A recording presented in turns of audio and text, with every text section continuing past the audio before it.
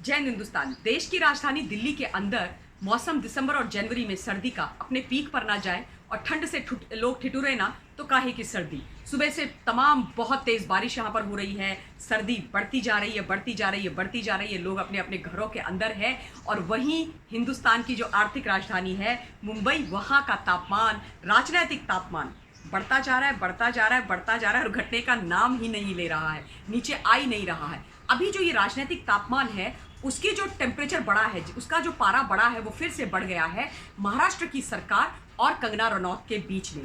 कंगना रनौत और महाराष्ट्र की सरकार का ये देखने को मिल रहा है चोली दामन का साथ हो गया है।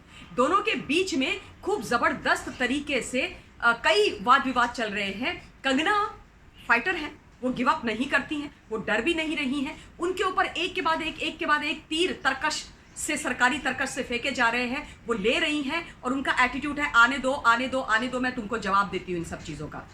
अब एक और तरकश का ये तीर है, ये नया तीर नहीं है, हालांकि ये तीर है पुराना, ये तीर है 2 साल पुराना और कंगना रनौत के घर के विषय में ये तीर है। आप सभी जानते हैं कि किस प्रकार से कंगना के लिए ऐसी अपशब्दों का इस्तेमाल किया गया था, गंदी शब्दावली का इस्तेमाल किया गया था। उसके बाद उनको जब उन्होंने कुछ नारकोटिक्स के बारे में कुछ बयान देने की बात करी तो बीएमसी ने उनके जो उनका ऑफिस कम दफ्तर है, दफ्तर कम घर है, उस पर बुलडोजर चला दिया था इलीगल तरीके से और उनका घर बाहर से भी तोड़ा और अंदर से भी उसमें तोड़फोड़ मचा दी। तो हाई कोर्ट ने पेनल्टी भरने को बोला है 2 करोड़ की बीएमसी को, और बीएमसी के जो आला अधिकारी है मिस्टर चहल, उनको भी जो वहाँ का मानव अधिकार आयोग है उन्होंने शो कॉज नोटिस भी दिया है। ये सारी लड़ाई तो एक तरफ चली रही है, लेकिन ये दूसरा पुराना केस है जो 2 साल पहले से चला आ रहा है और कंगना के घर से संबंधित है। कंगना के ऊपर ये आरोप बीएमसी ने 2 साल पहले लगाया था कि कंगना ने 3 अलग अलग फ्लैट लिए और उन पर तोड़फोड़ करी जो लीगली, कानूनी तरीके से अवैध है। आप नहीं कर सकते हो। आप जो आपको बना करके दे दिया गया है उनमें आप किसी भी तरीके का जो स्ट्रक्चर है, स्ट्रक्चर को तोड़ करके आप एक यूनिट उसको नहीं बना सकते। और वही केस काफ़ी समय से चल रहा था कोर्ट में। अब वहाँ का दिन दोषी सिविल कोर्ट है मुंबई का, जिसमें कंगना का ये केस चल रहा था और उनको वहाँ से राहत नहीं मिली है। कोर्ट ने जो एक तरीके से जो निर्णय है वो बीएमसी के पक्ष में दे दिया है। उन्होंने क्या क्या तमाम बातें कही हैं वो मैं आपको एक बार पढ़ करके सुना देती हूँ। कोर्ट का ये कहना है, दिन दोषी सिविल कोर्ट का ये कहना है कि कंगना ने 3 फ्लैट को 1 यूनिट में बदल दिया है, 3 अलग अलग फ्लैट्स को 1 यूनिट में बदला है।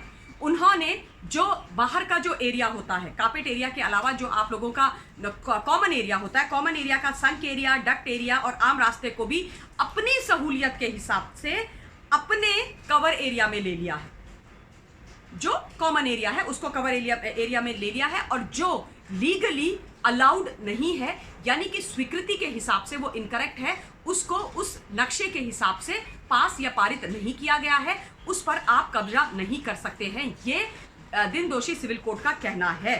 और कंगना रनौत ये साबित नहीं कर पा रही हैं कि किस प्रकार से बीएमसी का जो नोटिस उनको गया है इस विषय में वो इलीगल है, अवैध है, और वो नोटिस उनको बीएमसी को सपोर्ट भेजना नहीं चाहिए था। बारिश होने लगी है, ऐसे में उनकी जो ये याचिका है जो उन्होंने बीएमसी के खिलाफ लगाई है उसको खारिज किया जाता है और उनको इस केस में राहत नहीं दी जाती है। नोटिस में 8 गंभीर उल्लंघनों का उल्लेख किया गया था। नोटिस में कहा गया था कि छज्जे को बालकनी की तरह इस्तेमाल किया गया है। वहीं कई जगहों पर अवैध निर्माण भी देखा गया है। ये कहना है कोर्ट का, जो सिविल कोर्ट है। और कंगना रनौत कहती हैं, उन्होंने एक ट्वीट के माध्यम से फिर से निशाना साधा है उद्धव ठाकरे की सरकार पर और उनको अपने निशाने पर लिया है, बीएमसी को अपने निशाने पर लिया है। और उन्होंने बोला है कि महाराष्ट्र सरकार का केवल मेयर प्रोपेगेंडा है, फिर से मेरे पीछे पड़ गए, मेरे खिलाफ प्रोपेगेंडा कर रहे हैं यहाँ की सरकार।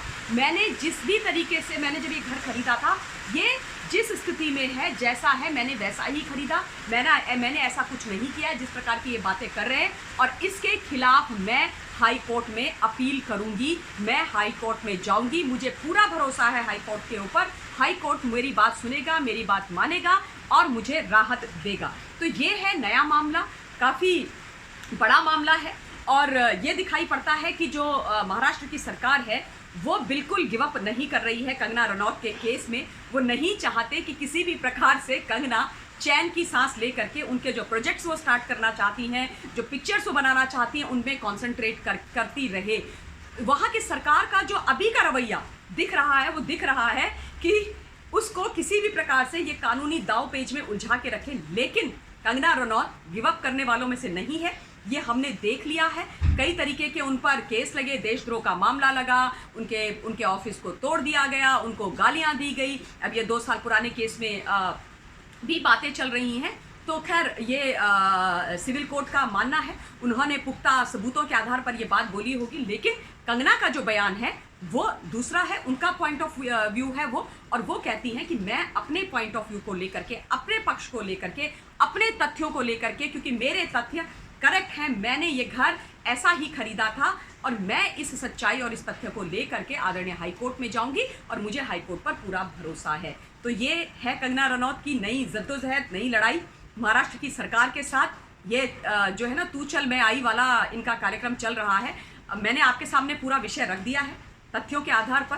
अब आपसे निवेदन कि आप इस पर अपनी राय ज़रूर रखें। बहुत बहुत धन्यवाद। इस वीडियो के लिए इतना ही। जय हिंद।